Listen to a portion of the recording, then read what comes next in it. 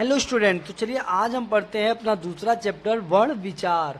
ठीक है ना। हमने पिछले चैप्टर में हमने पढ़ा था कि भाई हमने वहीं पे क्लियर कर दिया था कि हमें वर्ण विचार, शब्द विचार और वाक्य विचार पढ़ना है। तो उसका आज जो पहला टॉपिक है वर्ण विचार, जिसपे हमारा पूरा एक चैप्टर ही दिया हुआ है, उसको हम पढ़ते हैं। सबसे पहले हम बात करते हैं वर्ण की। वर्ण, लेटर, जिसको इंग्लिश में क्या कहते हैं, लेटर।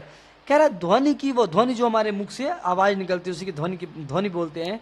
ध्वनि की वो छोटी से छोटी इकाई जिसके टुकड़े ना किए जा सके उसे क्या कहते हैं, वर्ण कहते हैं। अब यहाँ पे मैं इस चीज को समझाना चाहता हूँ कि जैसे हमारे पास अगर एक शब्द है, जैसे मैं कहूँ रमन, मैं क्या कहूँ रमन, तो इसकी ये क्या है, ये एक शब्द है और शब्द के टुकड़े किए जा सकते हैं। टुकड़े मतलब इसको तोड़े जा सकते हैं, र अलग, म अलग और न अलग, लेकिन शब्द के टुकड़े किए जा सकते हैं। ठीक है ना, र म न तीनों अलग अलग हो गए। लेकिन अगर मैं बात करूं केवल र की, तो क्या इसको तोड़ा जा सकता है, इसको नहीं तोड़ा जा सकता है। तो ये इसको ही क्या हम कहते हैं, इसी को हम क्या कहते हैं, वर्ण कहते हैं। क्या कहते हैं, वर्ण कहते हैं। तो यहाँ पे क्या देखा आपने कि ध्वनि की वो छोटी से छोटी इकाई जिसके और टुकड़े न किए जा सके, आपने समझ लिया होगा, वर्ण कहलाती है। तो वर्ण किसे कहते हैं, वर्ण जिसके और छोटे टुकड़े न किए जा सकते उनको वर्ण कहते हैं।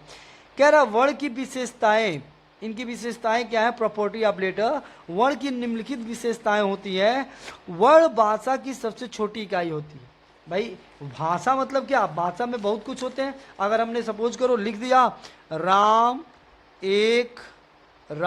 एक अच्छा लड़का है, हमने सपोज करो एक लिख दिया राम एक अच्छा लड़का, तो ये क्या है, ये एक पूरा वाक्य है। क्या है, वाक्य है। अब इसको अलग अलग कर दें, राम अलग कर दें, एक अलग कर दें, अच्छा एक अलग कर दें, तो ये सभी क्या है, शब्द हैं। ये अलग अलग क्या है, शब्द है। और इसको भी अगर अलग कर दें, र अलग कर दे, आ अलग कर दे और म अलग कर दें, तो ये सभी क्या हो जाएंगे, हमारे वर्ण हो जाएंगे। बात समझ में आ रही है ना। तो अब लेकिन अब इससे छोटे नहीं किए जा सकते। ये सब भाषा की सबसे छोटी इकाई क्या होती है, वर्ण होती है, क्योंकि वर्ण के और टुकड़े नहीं किए जा सकते। अब देखिए वर्ण भाषा की सबसे छोटी इकाई है, इसके टुकड़े नहीं किए जा सकते, इनके मेल से शब्द बनते हैं। यानी कि इन्हीं वर्णों के, देखिए रमन की मैं बात करूं, इन्हीं वर्णों के मेल यानी इन्हीं वर्णों को जोड़ देने से हमारे क्या बन जाते हैं, शब्द बन जाते हैं। कह रहा है वर्णमाला। अब वर्णमाला किसे कहते हैं, अल्फाबेट। आपने इंग्लिश का अल्फाबेट पढ़ा होगा, ABCD। ऐसे वर्णमाला क्या होता है, जैसे क ख ग घ अंग, ये क्या है, वर्णमाला ही तो है, हम लोगों ने बचपन में पढ़ा है। कह रहा वर्णों के निश्चित, क्रमिक एवं व्यवस्थित रूप को वर्णमाला कहते हैं। यानी कि निश्चित है कि हाँ वही होगा, क्रमिक मतलब एक क्रम होता है कि क के बाद ख के बाद ग आता है, एवं व्यवस्थित यानी पूरी तरह से व्यवस्थित होता है। इसी रूप को हम क्या कहते हैं, वर्णमाला कहते हैं। जिस प्रकार फूलों से फूल माला बनती हैं, यानी कि छोटे छोटे फूल बना के एक माला बना दी जाती है, जिस प्रकार, ठीक उसी प्रकार वर्णों से वर्णमाला बनती है। जैसे छोटे छोटे फूल को मिला के हम क्या बना देंगे, वह फूल माला यानी कि एक माला बना देते हैं, वैसे छोटे छोटे वर्णों को मिला के हम पूरी वर्णमाला बना देते हैं। वर्ण निम्न प्रकार के होते हैं। वर्ण कितने प्रकार के होते हैं, एक होता है स्वर, एक होता है हमारा व्यंजन। पहले इन दो के बारे में पढ़ते हैं। स्वर किसे कहते हैं, प्रत्येक वर्ण को बोलते समय हमारे मुख से कुछ वायु निकलती है। भाई देखो आप कुछ भी बोल रहे हो, मैं भी बोल रहा हूं, तो मेरे मुख से क्या निकल रही है, वायु निकल रही है, हवा निकल रही है। कह रहा है जिन वर्णों के बोलने में वायु के निकलने में कोई रुकावट पैदा नहीं होती उन्हें स्वर कहते हैं। यानी कि जब हम कुछ भी बोलते हैं और हमारा जो हवा मुंह से निकल रहा है, जो वायु मुंह से निकल रही है, वो रुकना नहीं चाहिए। अगर वो नहीं रुकती है तो समझो वो क्या है, स्वर हम बोल रहे हैं। इसका मतलब हम क्या बोल रहे हैं, किसका उच्चारण कर रहे हैं, स्वर का। जैसे देख सकते हैं हिंदी भाषा में 11 स्वर होते हैं। जैसे अ, देखो अ बोलने में कहीं रुकावट आई, अ, आ, ई, ऊ, उ, इन शब्दों को बोलने में हमारे मुख से क्या, जो वायु निकल रही है वो सीधे निकल जा रही है, यानी हमें कहीं भी रुक के नहीं बोलना पड़ रहा है। कह रहा इन वर्णों के उच्चारण में कुछ ना कुछ समय लगता है। उच्चारण वो समय की दृष्टि से स्वर के 3 भेद होते हैं। अब देखो उच्चारण वो समय तो लगेगा ना, किसी को बोलने में थोड़ा जल्दी बोल देते हैं, जैसे हमने जल्दी बोल दिया, और ई थोड़ा लंबा हमने बोला, तो ये समय है। तो उच्चारण व समय की दृष्टि से स्वर के 3 भेद होते हैं। वो क्या होते हैं? पहला होता है ह्रस्व स्वर, दूसरा होता है दीर्घ स्वर, और तीसरा होता है प्लुत स्वर। इन तीनों के बारे में हम क्रमतः पढ़ते हैं। ह्रस्व स्वर यानी कि शॉर्ट वॉवेल, यानी शॉर्ट मतलब छोटा, जिन स्वरों के उच्चारण में बहुत कम समय लगता है उन्हें ह्रस्व स्वर कहते हैं। ये संख्या में 4 होते हैं, चारों याद होने चाहिए। अ ई उ ऋषि, ठीक है ना, अ ई उ ऋषि।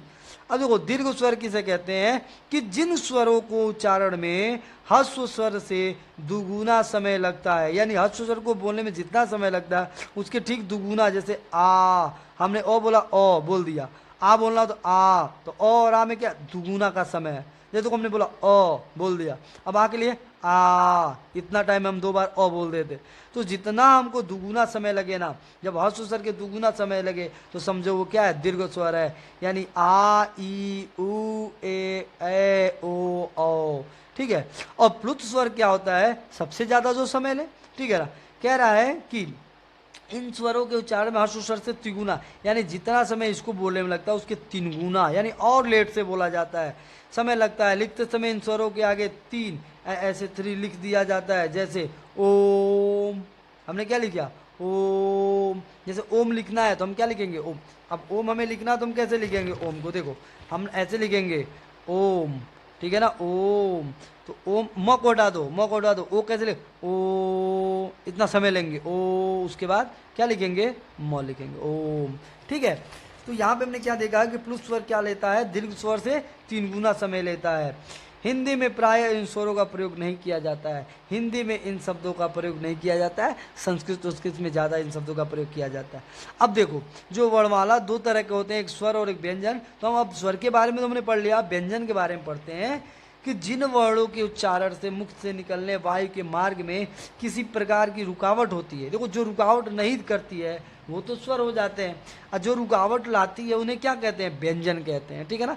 थोड़ी ज़्यादा, यानी कि अगर थोड़ी या ज़्यादा रुकावट आती है तो वो क्या कहलाते हैं? व्यंजन कहलाते हैं।